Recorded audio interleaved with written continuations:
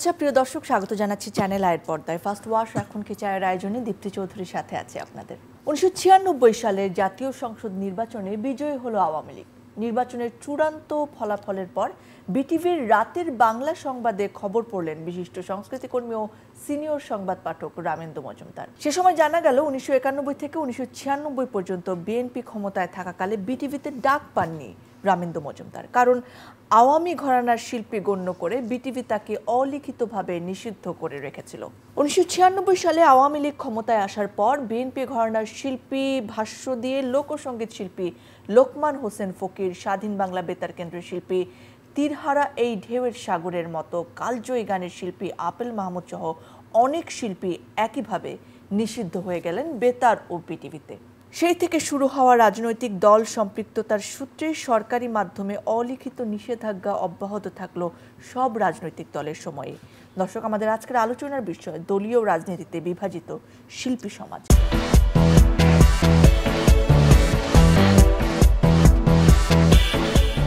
এ বিষয়ে কথা বলার জন্য আমাদের সঙ্গে আজকে অতিথি হিসেবে উপস্থিত হয়েছেন নাট্য ব্যক্তিত্ব এবং অভিনেতা মামুনুর রশিদ। আমাদের সঙ্গে রয়েছেন জাতীয় কবিতা পরিষদের সভাপতি কবি মোহন রায়হান। আপনাদের দুজনকে স্বাগত জানাচ্ছি, অনেক ধন্যবাদ সময় দেওয়ার জন্য।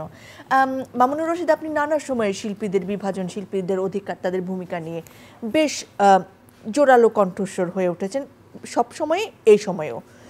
একটুখানি বলবেন যে মিডিয়াতে এই যে কালো তালিকা ভুক্তি, যেটা নিয়ে আমরা সংস্কারের সময় অনেক কথা বলেছি, সেটা কি এই 5ই আগস্টের পরে কমেছে, নাকি অন্য দলের মানুষরা এখন আসলে কালো তালিকাভুক্ত হচ্ছেন এবং যারা কালো তালিকাভুক্ত ছিলেন তারা এখন তথাকথিত সাদা তালিকায় আছেন এবং তারা বেশি বেশি কাজ পাচ্ছেন? আপনি কি দেখছেন? হ্যাঁ, এটা বাস্তবতা। এখনো এই সমস্যার সমাধান হয়নি।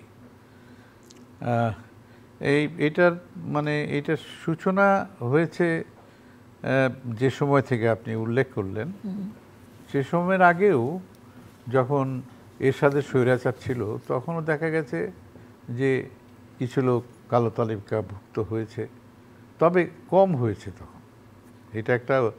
এটা একটা বিস্ময়ের ব্যাপার যে একটা স্বৈরাচারী সরকার থাকার ফলেও আমরা শহীদ মিনারে এরশাদের এগেইনস্টে নাটক করেছি, বক্তৃতা দিয়েছি, তারপরে গিয়ে কিন্তু আমরা সংসপ্তকের নাটকে অভিনয় করেছি। কিন্তু পরবর্তীকালে প্রথমবার যখন বিএনপি ক্ষমতায় আসলো তখন কিন্তু এই সমস্যাগুলি কম ছিল, কম ছিল। প্রথমবার যখন আওয়ামী লীগ আসলো তখনও সমস্যাগুলি কম ছিল, কিন্তু দ্বিতীয়বার যখন তারা ক্ষমতায় আসলেন তখন এইগুলো খুব কঠিন হয়ে গেল। এবং এটা সরকারের তো একটা দৃষ্টিভঙ্গি আছেই, কিন্তু আমাদের শিল্পীদের মধ্যেও এক ধরনের বিভাজন আছে। তারা তখন বলতে চায় যে আমরা গত 5 বছর ব্ল্যাকলিস্টেড ছিলাম, কালো তালিকাভুক্ত ছিলাম, এখন ওনাদেরকে কালো তালিকাভুক্ত করো। এইটা আমি বোঝানোর চেষ্টা করি, একবার আমরা খাবো একবার তোমরা খাবে। হ্যাঁ, আমরা বলছি যে এইটা বলার চেষ্টা করেছি। এবং আওয়ামী লীগ আমলে আমজাদ হোসেনকে একদম রিহার্সেল রুম থেকে ফেরত পাঠানো হলো। এইটার একটা তীব্র বিরোধিতা করেছিলাম আমি, এবং তারা পরে বলছে যে এটা আমরা জানতাম না, অমুক না তমুক না। কিন্তু কথাগুলো ঠিক নয়, এই কালো তালিকাভুক্তটা আছেই। কিন্তু কেন? এইটা মুক্তিযুদ্ধের পরেও কিন্তু হয়েছিল, এবং পরবর্তীকালে আমরা বলেছি যে এইটা তো উচিত না, এবং এইটাকে উঠানোর জন্য কিন্তু আমরা অনেক চেষ্টা চরিত্র করে এটা উঠাতে সক্ষম হয়েছিলাম। এই দায়টা কাকে দেবেন আপনি? এই দায়টা একটা এই যে সংস্কৃতি চিন্তাহীন রাজনীতিবিদ, এবং সেই সাথে আমাদের খুব এটাকে কি বলবো, পক্ষপাতিত্ব ত্রুটি নিয়ে যে শিল্পীরা কাজ করে তাদের, সেটা হচ্ছে যে অসুবিধাটা কোথায়, এই জায়গাগুলি কেন স্পর্শ করতে হবে? একটা লোক গান গায়, সে কতটা ক্ষতি করতে পারবে সমাজে? একটা লোক কবিতা লিখলো, সে 10টা জায়গায় তার কবিতা 1000 লোক, 500 লোক, 600 লোকের সামনে, 50টা লোকের সামনে পড়লো, তাতে কি রাষ্ট্র ক্ষমতা ওই দিনই পতন হয়ে যাবে? আমাকে এক মন্ত্রী বলেছে এক সময় যে আপনার নাটক যখন হতো বিটিভিতে, তখন পরের দিন যদি ক্যাবিনেট মিটিং থাকতো তাহলে আমি ভয়ে ভয়ে থাকতাম, এই বুঝি ধরবে আমাকে, এবং ধরতো। ওনাকে কেন এখন নাটক করতে দেওয়া হচ্ছে, এই সব কথাবার্তা বলতো। তো এখন আমি বলেছি তখনও যে একটা নাটক করে আমি এত সংখ্যাগরিষ্ঠ পেয়েছেন এনারা, হ্যাঁ, এই সংখ্যাগরিষ্ঠ পাওয়ার পরে তারা ক্ষমতা এসছেন, আমি একটা নাটক করে তাকে সেই সরকারের পতন হয়ে যাবে, একটা কবিতা সরকারের পতন হয়ে যাবে। তো এই যে ধারণা, আমার মনে হয় এই ধারণার আমূল পরিবর্তন করা দরকার। শিল্পীরা শিল্পীদের মতো কাজ করুক, সেই নিয়ে আমি আপনার কাছে আসবো। হ্যাঁ, শিল্পীরা শিল্পীদের মতো কাজ করুক। সরকার যদি আক্রান্ত হয় এবং সেটা যদি ফৌজদারি আইনের মধ্যে পড়ে তাহলে তার নামে মামলা হোক, কিন্তু আমার মনে হয় যে কণ্ঠরোধ করা কোনো অধিকার নেই। কণ্ঠরোধ করাটা একেবারেই উচিত নয়। কবি মোহন রায়হান, আপনার কাছে যেতে চাচ্ছি, একজন শিল্পী বা একজন সৃষ্টিশীল মানুষের কোনো রাজনৈতিক দর্শন বা আদর্শ থাকতেই পারে, সেটা নিশ্চয়ই পৃথিবীর নানা জায়গার শিল্পী, কবি, সাহিত্যিক যারা আছেন তাদেরও অনেকের মধ্যেও ছিল, কিন্তু সেটা আসলে বাংলাদেশে কখন রাজনৈতিক লেজুর বৃত্তিতে পরিণত হলো, যেটা অন্য শিল্পী, অন্য সাহিত্যিকদের কণ্ঠ, মস্তিষ্ক চেপে ধরে রাখার প্রবণতার সৃষ্টি করেছে? আপনার কি মনে হয়? আসলে আমি মনে করি যে এটা শুরু হয়েছে আমাদের স্বাধীনতোত্তর বাংলাদেশে।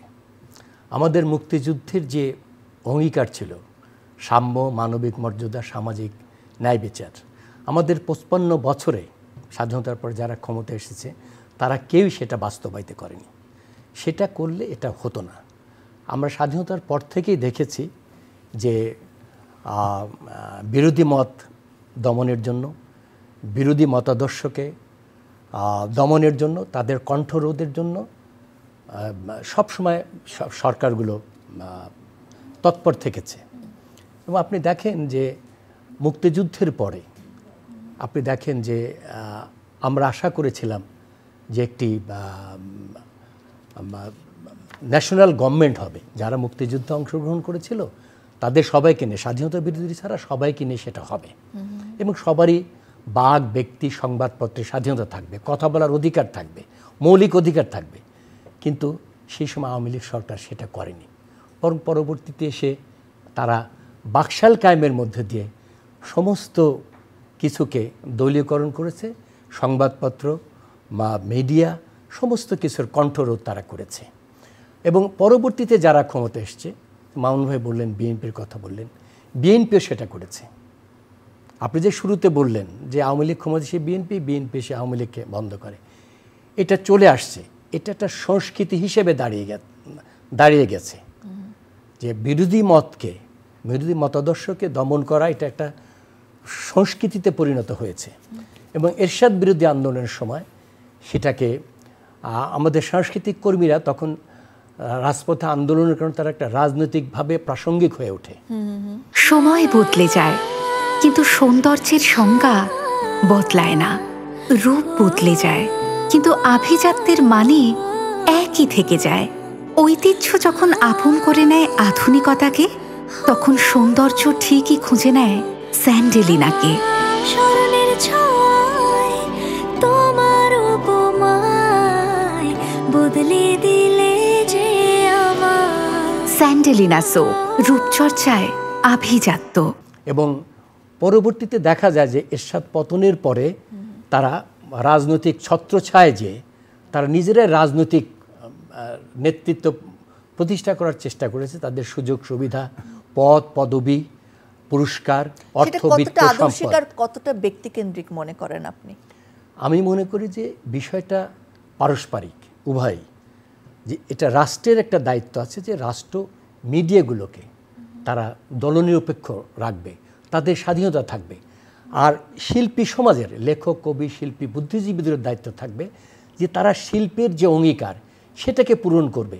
তারা দল দাসে, দল কানায়, দলীয় মোসাহেবে পরিণত হবে না। তাহলে শিল্পীর শিল্পী সত্তা থাকে না, গ্রহণযোগ্যতা থাকে না মানুষের কাছে, বা তাদের জনপ্রিয়তা হারায়, গ্রহণযোগ্যতা হারায়। কারণ সব মানুষ তো দল করে না, এবং সব মানুষের শিল্পের চাহিদা রয়েছে।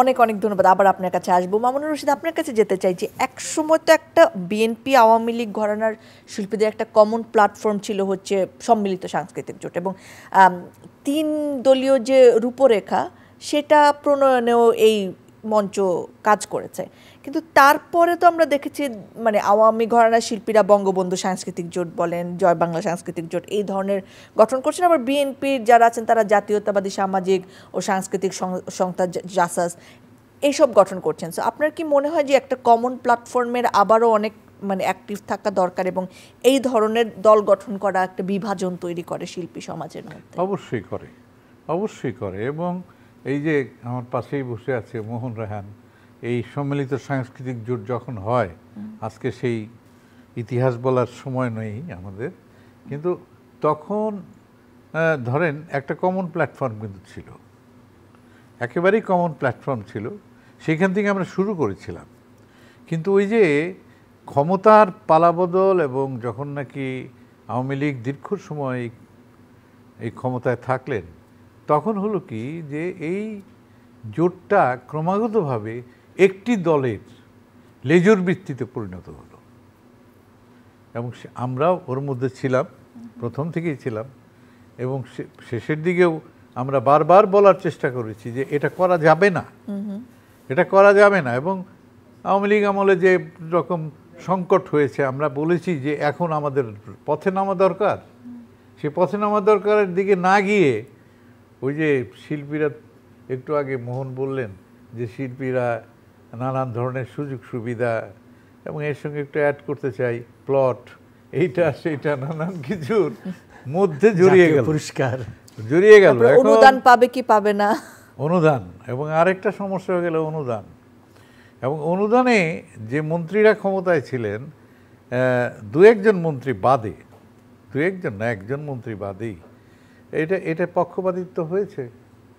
পক্ষপাতি, আমরা একটি ফিল্মকে অনুদান দেব না, কিন্তু দিলেন, মন্ত্রী অনুদান দিলেন, দেওয়ার পর কি দাঁড়ালো, আমরা রিজাইন করলাম।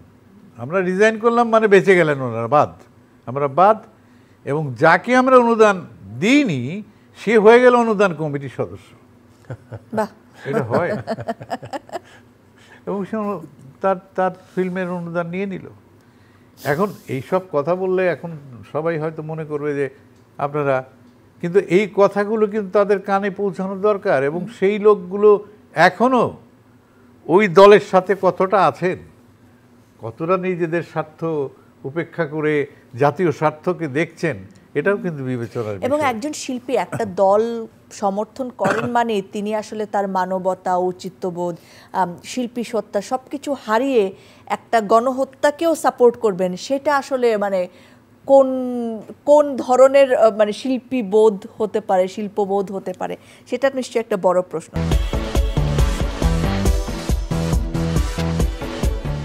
মোহন রায়হান, আপনার কি মনে হয় যে আমাদের পার্শ্ববর্তী দেশের কথা যদি আমরা ভাবি, ভারত যেহেতু তাদের সাথে আমাদের কালচারাল একটা সিমিলারিটিস রয়েছে, সেখানকার অনেক শিল্পী কিন্তু বিধানসভার সদস্য হচ্ছেন, সরাসরি রাজনীতি করছেন, কিন্তু তারপরে আবার তারা স্ক্রিন শেয়ার করছেন, তারা একসঙ্গে কাজ করছেন। বাংলাদেশে আসলে আমরা এটা কেন করতে পারছি না, বা এই পরিস্থিতিটা কেন তৈরি হচ্ছে না যে একজন আওয়ামী ঘরানার শিল্পী মানে তাকে নিয়ে আবার আমরা কাজ করব, বা সেও ওই জায়গাটা ধরে রাখবে যে সে আসলে কাজ করতে পারবে? কারণ গণহত্যার সমর্থক একজনকে নিয়ে তো আবার কাজ করতে একজন আগ্রহী হওয়ার কথাও না। আসলে কি মনে করেন মোহন রায়হান আপনি? ভারতের গণমাধ্যম অনেকটাই স্বাধীন, হ্যাঁ, এবং ওদের মিডিয়ার একটা বৈচিত্র্য আছে, ওদের মালিকানার একটা বিস্তৃতি আছে, কিন্তু বাংলাদেশে সেটা নেই।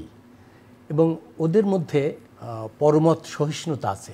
ওদের শিল্পীরা বিভিন্ন রাজনৈতিক দলের সমর্থক থাকে, কিন্তু ওরা ওদের শিল্পের ক্ষেত্রে ওরা নিজেদেরকে স্বাধীন এবং নিরপেক্ষ রাখার চেষ্টা করে, যেটা বাংলাদেশে নেই। এবং বাংলাদেশের যে এই শিল্পীরা, এই শিল্পী সমাজ এই আলোচনায় এসছে যে তারা বরং দলনিরপেক্ষ থেকে শিল্পের অঙ্গীকারের কাছে নিজেকে আলোকিত না করে তারা বরং রাজনৈতিক দলের ছত্রছায়া থেকে সুযোগ সুবিধা, অর্থবিত্ত সম্পদ যেগুলো আমরা আলোচনা করি, সেগুলোতে এবং নেতৃত্ব দখল করার একটা প্রতিযোগিতা আমাদের দেশের এই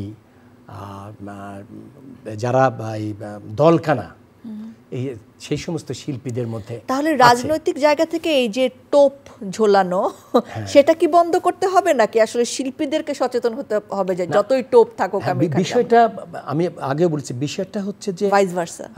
ভাইস ভার্সা। একদিকে হচ্ছে যে সরকারকে দেশে একটি দলনিরপেক্ষ সুস্থ সাংস্কৃতিক বিকাশকে নিশ্চিত করতে হবে, আর শিল্পীদেরকেও তাদের জায়গা থেকে সংস্কৃতি চর্চার যে সত্যিকারের মানসিকতা, সেই মানসিকতাটা অর্জন করতে হবে। সেক্ষেত্রে যেটাকে করতে হবে সেটা হচ্ছে যে আপনার রাষ্ট্রীয়ভাবে আপনার এই শিল্পচর্চা জায়গাটাকে নিরপেক্ষ রাখতে হবে, আর শিল্পীদেরকেও তাদেরকে তাদের দলমত থাকবে, কিন্তু তারা দলদাসত্ব করবে না। এবং আমাদের মিডিয়াগুলোকে আরও বেশি স্বাধীনতা এবং নৈতিকতা বোধের জায়গাটা তাদেরকে বাড়াতে হবে, এবং এবং শিল্পীদেরকে অন্য মতাদর্শের প্রতি অনেকটাই আপনার সহিষ্ণু মনোভাব যেটা খুবই কাম্য, অন্য সাধারণ মানুষ থেকে শিল্পীর বেশি থাকাটা কাম্য থাকতে হবে। আরেকটা হচ্ছে যে আমাদের পরবর্তী প্রজন্মের জন্য একটি দলনিরপেক্ষ, স্বাধীন, সার্বজনীন সংস্কৃতি চর্চার একটা কমন প্ল্যাটফর্ম তৈরি করতে হবে, যেখানে শিল্পীদের স্বাধীনতা থাকবে, তারা দলনিরপেক্ষ থাকবে, তারা শিল্পের জায়গায় রাজনীতি বিচ্ছিন্ন থাকবে। মামুনুর রশীদ, কবি মোহন রায়হান যে কথাগুলো বলেন সেগুলো তো আমাদের চাওয়ার জায়গা, সেটি সবসময় আমাদের চাওয়ার জায়গা, কিন্তু আমরা আসলে যে জায়গাটায় এসে পৌঁছেছি এখন, গত 55 বছরের সংস্কৃতিও যদি বলি, এই যে কালো তালিকা, সাদা তালিকা, অমুক অমুক সময় ছিল, অমুক অমুককে সাপোর্ট করে, এই যে সংস্কৃতি আমরা 55 বছর ধারণ করেছি, সেইটা থেকে আসলে বের হয়ে আসার উপায়টা কি হবে? কবি মোহন রায়হানের সেই স্বপ্নের জায়গাটায় আমরা কিভাবে এখনকার পরিস্থিতি থেকে পৌঁছাতে পারি? এইটা হচ্ছে কবি মোহন রায়হান অন্য ভাষায় বলেছেন, আমি যেটা বলি জলাবদ্ধতা যেরকম হয় সমাজে, আমাদের শিল্পীরাও একটা দলাবদ্ধতার মধ্যে পড়ে গেছে, এবং তারা মনে করে যে এই দল ক্ষমতা আসলে আমি অনেক বেশি সুযোগ সুবিধা পাব। হয়তো সেটা সত্যিও যে অন্য দল আসলে পাবে না সে, কিন্তু এটা তো একটা শিল্পীর কাম্য হতে পারে না। শিল্পী হবে সার্বজনীন। আমাকে এই দেশের দর্শকের একটা অংশ পছন্দ করবে, আরেকটা অংশ পছন্দ করবে না, এটা আমাকে মেনে নিতে হবে। তো সেইটা মেনে নিয়ে যে শিল্পীদেরকেও যথেষ্ট সংযমী হতে হবে, যে আমার প্রতিযোগিতা হচ্ছে স্ক্রিনে, আমার প্রতিযোগিতা মঞ্চে, কিন্তু আমার ব্যক্তিগত পেতে হবে। ধরেন আমি যদি উদাহরণ দিই, শিল্পী ন্যান্সি গত 15 বছর সে গান গাওয়ার সুযোগ পায়নি, অনলি বিকজ সে বলেছে আমি বিএনপি সাপোর্ট করি। এখন সে কিভাবে আসলে সে স্ক্রিনে অ্যাপিয়ার হবে, সে কিভাবে গান গাওয়ার সুযোগটা পাবে? গত 15 বছরে তার তো কোনো মৌলিক গানই হওয়ার কথা না, কারণ তাকে ডাইরেক্টরের কাজ দিচ্ছেন না, কারণ ন্যান্সি বিএনপি করে। আমি একটা জাস্ট ছোট্ট উদাহরণ দিলাম, এরকম অসংখ্য উদাহরণ আমাদের সামনে আছে। এটা আছে, আবার উল্টোটাও আছে। ন্যান্সির উল্টো যে রাজনীতি করে সেও আবার ব্যান্ড থেকেছে অনেকদিন। এইটার অধিকার নাই রাষ্ট্রের যারা তাদের অধিকার নাই যে একজন শিল্পীকে বঞ্চিত করা। 15 বছর সে কোনো কাজ করতে পারে নাই, আমার জীবনে বহুবার ঘটেছে। দাগ খেলার মাঠ থেকে আসুক বা স্কুল থেকে, অফিস থেকে আসুক বা বাজার থেকে, কিন্তু দাগ ময়লার ভয় এখন আর নয়। তাই যে কোনো রকম দাগ ময়লাকে দাও ফার্স্ট ওয়াশের last warning. First wash detergent powder, যার এনজাইম সমৃদ্ধ মাল্টি বুস্টার মুহূর্তেই যে কোনো রকম দাগকে দূর করে এবং এর কালার গার্ড কাপড়ের রঙকে রাখে নতুনের মতো ঝকঝকে। তাই আজ শুধু আমি নই, সবাই জানে সাদার আরেক নাম ফার্স্ট ওয়াশ ডিটারজেন্ট পাউডার। আমার জীবনে বহুবার ঘটেছে একেবারে কর্মহীন। তো এইটা কেন হবে? আমার আজকে যে বয়স, আমার জীবনের একটা দীর্ঘ সময়ই কিন্তু আমি একটা ওই কালো তালিকা ভুক্তির মধ্য দিয়ে গিয়েছি, তাহলে এটা তো ঠিক নয়। এখন তো মঞ্চের ক্ষেত্রেও সেটা হচ্ছে। আমাদের যারা রাজনীতি করেন, রাষ্ট্র পরিচালনা করেন, তাদেরও সংস্কৃতি সম্পর্কে একটা সম্যক ধারণা থাকা দরকার। যখন রাজনীতি এবং সংস্কৃতি এক হয়েছিল, তখনই কিন্তু দেশটায় মুক্তিযুদ্ধ হয়েছিল। যেদিন থেকে সংস্কৃতি বিযুক্ত হয়েছে, রাজনীতির থেকে সংস্কৃতি বিযুক্ত হয়েছে, সেই দিন থেকে কিন্তু আমাদের অনেক ধরনের বিশৃঙ্খলা, মানসিক বিশৃঙ্খলা, মানে স্বার্থপরতা, এইসব বিষয়গুলো এসে গেছে। আমি অনেক নেতা নেত্রী সংস্কৃতি কর্মীদের মধ্যে দেখেছি, তারা মনে করে আজকেই পৃথিবীর শেষ দিন, কালকে আর সূর্য উঠবে না, আজকেই পৃথিবীর শেষ দিন, মানে যা পারো আজকেই নিয়ে নাও। 80-র দশকে আমি একটা কবিতা লিখেছিলাম, সাহসী মানুষ চাই। তার একটা লাইন ছিল, আমাদের অশিক্ষিত নেতারা সংস্কৃতি বোঝে না, বরং নির্বাচন ভালো বোঝে। আমার বন্ধু সলিমুল্লাহ খান সম্প্রতি একটা টক শোতে এই লাইনটা উদ্ধৃত করেছিল, এটা খুব ভাইরাল হয়েছে। তো সত্যিকার অর্থেই আমাদের দেশের নেতা নেত্রীরা তারা সংস্কৃতি বোঝে না, তারা যে প্রকৃত অর্থে রাজনৈতিকভাবে এবং সাংস্কৃতিকভাবে তারা শিক্ষিত না। আমলাতন্ত্র আমাদেরকে সহজ সরল কাজগুলোকে ডুবিয়ে দিচ্ছে। প্রত্যেকের অর্থে আমাদের যে রাষ্ট্র, এই যে ধনতান্ত্রিক পুঁজিবাদী রাষ্ট্র ব্যবস্থা, এই রাষ্ট্র ব্যবস্থা আসলে আমূল পরিবর্তন ছাড়া সত্যিকার অর্থে এই পরিবর্তন আসবে না। তবে আমাদেরকে চেষ্টা থাকতে হবে। ভারতও তো আমাদের মতোই একটা দেশ, কিন্তু তার একটা গণতান্ত্রিক চর্চা 1947 সাল থেকে শুরু করেছে তারা। যে গণতান্ত্রিক চর্চার সুফল হচ্ছে এটা যে শিল্পীরা দলমতের ঊর্ধ্বেও আরেকজনকে এমব্রেস করতে পারে। এবং রাজনীতি, গণতন্ত্র, সংস্কৃতি সব একে অপরের পরিপূরক, একে অপর দ্বারা প্রভাবিত হয়। সো আমাদের সবকিছুই ঠিক থাকুক, গণতন্ত্রের চর্চা হোক এবং সংস্কৃতির চর্চা অবাধ হোক, সেই প্রত্যাশায় শেষ করতে চাই আজকে। অনেক ধন্যবাদ আপনাদের দুজনকে। প্রিয় দর্শক, আপনাদেরকেও ধন্যবাদ জানাচ্ছি এতক্ষণ সঙ্গে থাকার জন্য।